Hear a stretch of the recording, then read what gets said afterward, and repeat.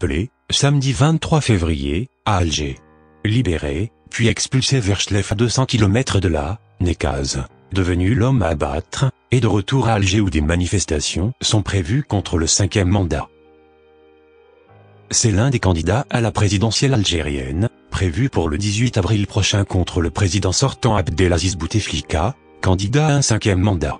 Rachid Nekaz est devenu désormais l'une des cibles privilégiées des autorités. Samedi 23 février, alors qu'il collectait des signatures pour valider sa candidature, Nekaz a rapidement attiré la foule, surtout des jeunes qui aspirent au changement et qui se sont déplacés en masse au siège de l'Assemblée populaire communale, APC, l'équivalent du conseil municipal, dans le centre de la capitale, pour lui donner leur parrainage en vue de la collecte des signatures pour le dépôt de son dossier de candidature au scrutin du 18 avril. La foule était si nombreuse que les autorités ont craint qu'elle ne se transforme en un rassemblement anti-5e mandat. Étant donné l'engouement qu'a suscité ce candidat à Alger, les autorités ont rapidement procédé à son arrestation et ont mobilisé à cet effet un impressionnant dispositif de sécurité. Après son arrestation, il a été conduit de force par des policiers jusqu'à la ville d'Aïn Mran, dans la wilaya de Chlef. Des sources proches de la Direction générale de la Sûreté nationale, DGSN, ont justifié cette arrestation temporaire par le fait d'éviter un éventuel sit-in devant le siège de l'APC d'Alger Centre.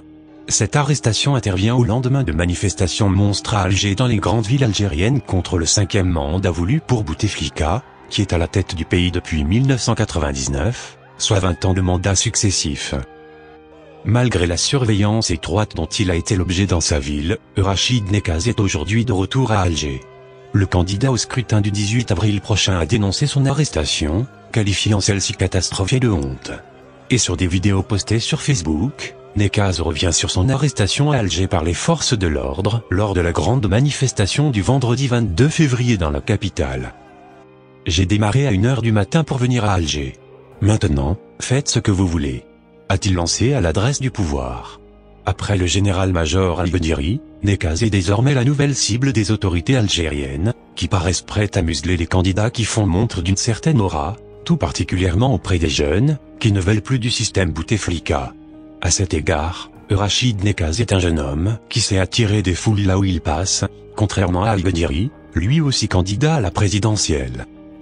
Recalé à la présidentielle de 2014 parce qu'il n'avait pu déposer ses parrainages auprès du Conseil constitutionnel, suite au vol de son dossier, Rachid Nekaz doit faire face cette année à une révision de la Constitution en 2016, laquelle stipule que les candidats à la magistrature suprême doivent prouver qu'ils n'ont pas possédé par le passé une autre nationalité. Parce que ce candidat est un ancien émigré, qui possédait la nationalité française, à laquelle il a depuis renoncé. Beaucoup d'Algériens estiment que cette disposition constitutionnelle a été taillée sur mesure contre sa candidature qui gêne la nomenclature dirigeante. Preuve que les dirigeants algériens redoutent sa candidature, le maire de Kanchla, ville située dans les Aurais, avait fermé la mairie le mardi dernier afin d'empêcher le candidat d'y enregistrer ses parrainages.